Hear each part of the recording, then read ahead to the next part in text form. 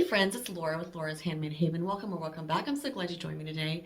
Today we're going to be doing a little bit of jewelry repair. So as you may have seen my other video about vintage chokers, I really love my vintage jewelry. However, sometimes when you buy it, you go to clean it, or even before you clean it, you notice that there are some stones missing or something that needs to be a little repaired a little bit.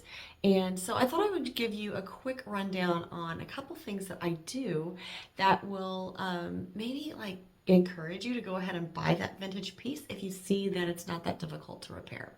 So we're going to work on a couple different things today. We're going to be working on setting some new stones, some new cubic zirconian stones and a couple chokers.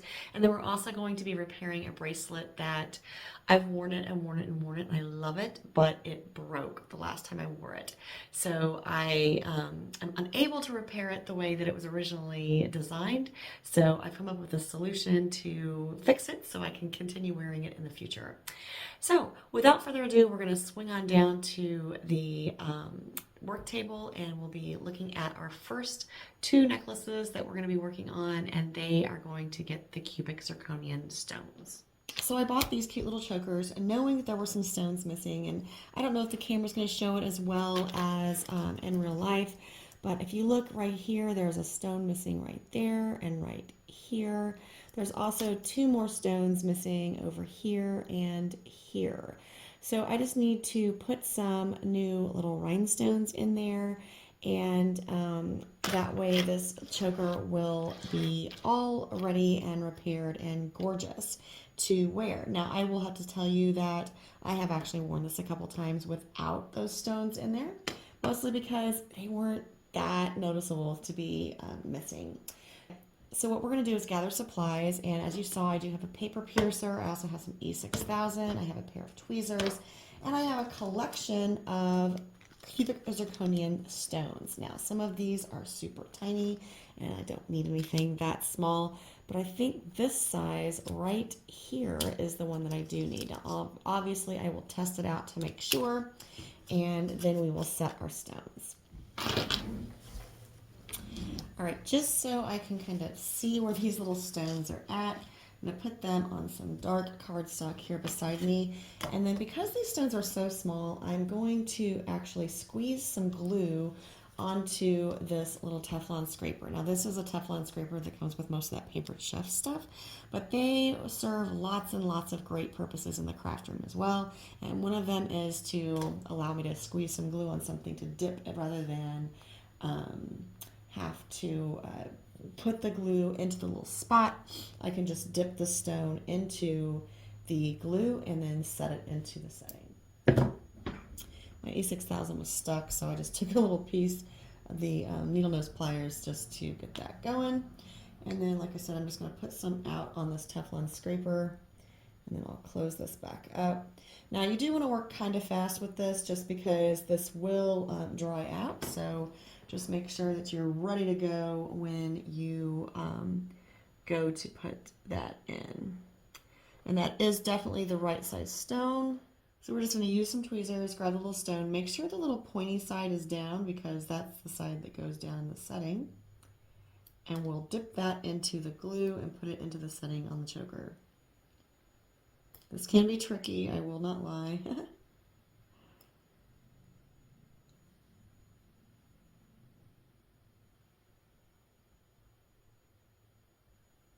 You just want enough of that glue on your rhinestone that you can just set it into the setting and make sure it holds. I'm just going to use the other end of my tweezers to set that in. And I'm actually going to move you down a little closer too. The next one that we're going to put in is right here. And you can kind of see right with the paper piercer it goes down into that. Just going to also tap this one down in just to make sure it's good and secure. Again, just using our tweezers to get a gem. Getting that in the glue. And then tapping that into place. And when this dries, that E6000 glue will dry perfectly clear, so you will not see it. And we can clean some of that up too after it's dry. All right, we have 2 more to do. They're both down here. Again, there's one right here and right here. So these 2 spots right here and here need stones. It's probably easier to see it in person than on the camera. Again, just dipping that into my glue and then setting that into place.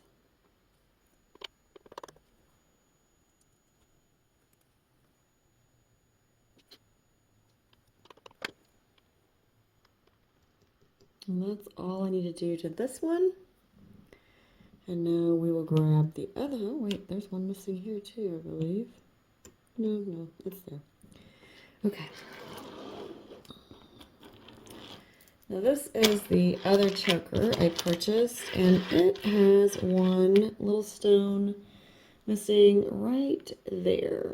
And that's a pretty small stone. In fact, I think it's probably a size down. So let's see. Actually, let's go ahead and set this in here. This might be the right size still.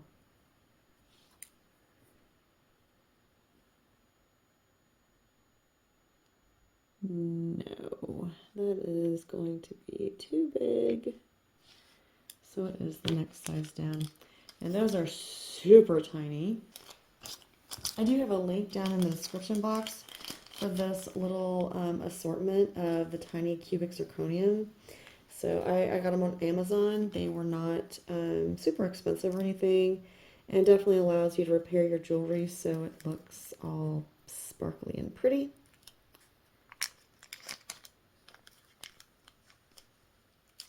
This is a very, very small stone.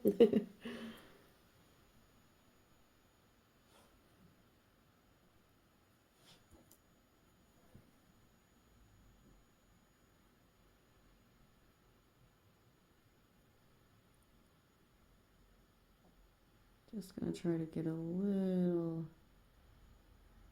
glue to stick to the back of that. And then we'll set it into place.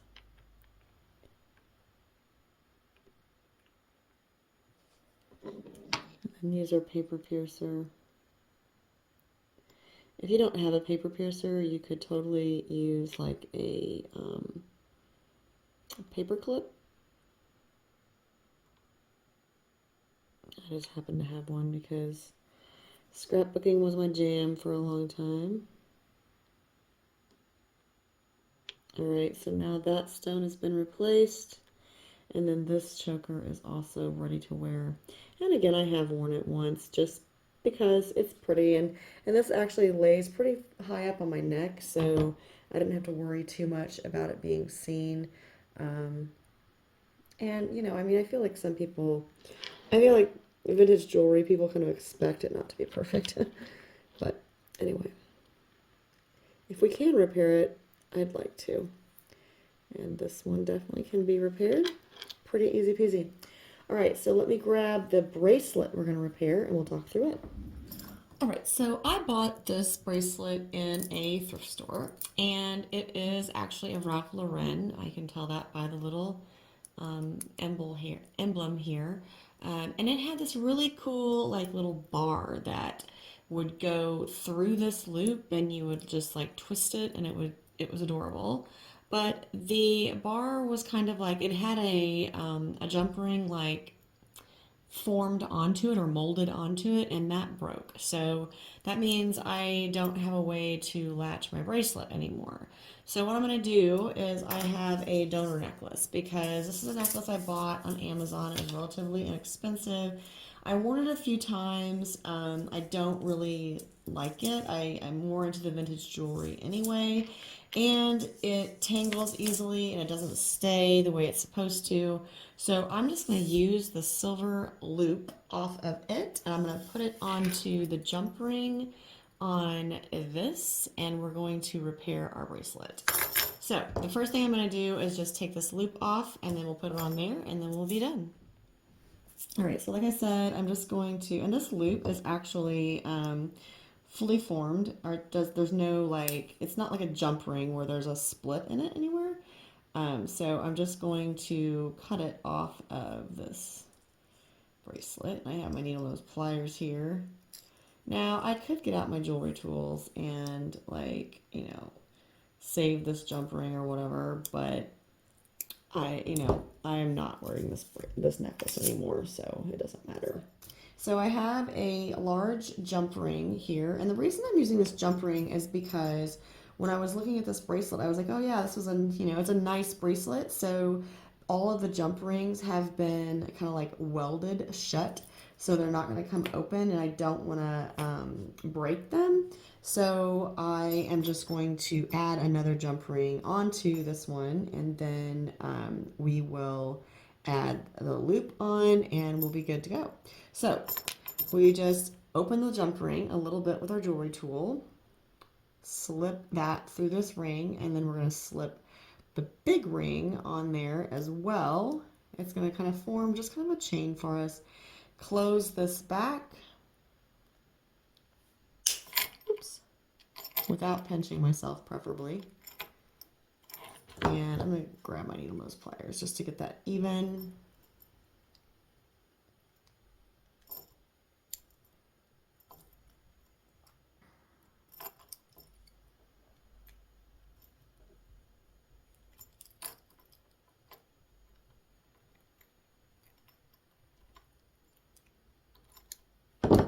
And there, the jump ring is on there, and the big ring is on there. So now, when I take this around, that big ring will definitely go through there easy peasy.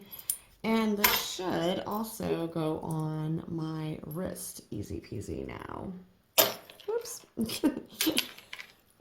Of course, it's easier when, I'm not trying to do it in front of the camera.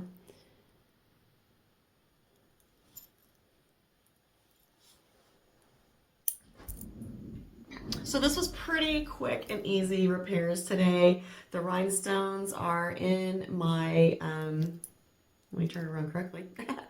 The rhinestones are in my chokers. So these two vintage necklaces are ready to wear. They are so pretty. I love them so much. And they were very cheap. I mean, they were like $7.50. And I know that they were probably marked down because of those little missing little rhinestones, but that was a quick, easy repair. And then the bracelet, it wasn't broken when I bought it, but with wearing it so much, it breaks, right? But rather than throw it away, I decided, you know what, I really want to repair this piece of jewelry because it's one of my favorites. And so it is also repaired now, so I can wear it again. So hey, I hope that encourages you to just kind of look at jewelry that you see in secondhand shops and think, okay, is this going to be an easy repair or a really involved repair? And is it worth it? Do I like the piece enough? Is it pretty enough? Is it my style? Whatever you want to have those questions in your mind to decide whether or not to purchase it. But I love vintage jewelry a lot, and I also love being able to fix it so I can wear it, especially when these pieces are like, they have so much more wear in them. They want to be worn. They want to show off still. So give them a chance, okay? All right, so until next time, I hope you're finding joy in all you do. Carve out some time for crafting and creating, and remember, it's always better to make things up.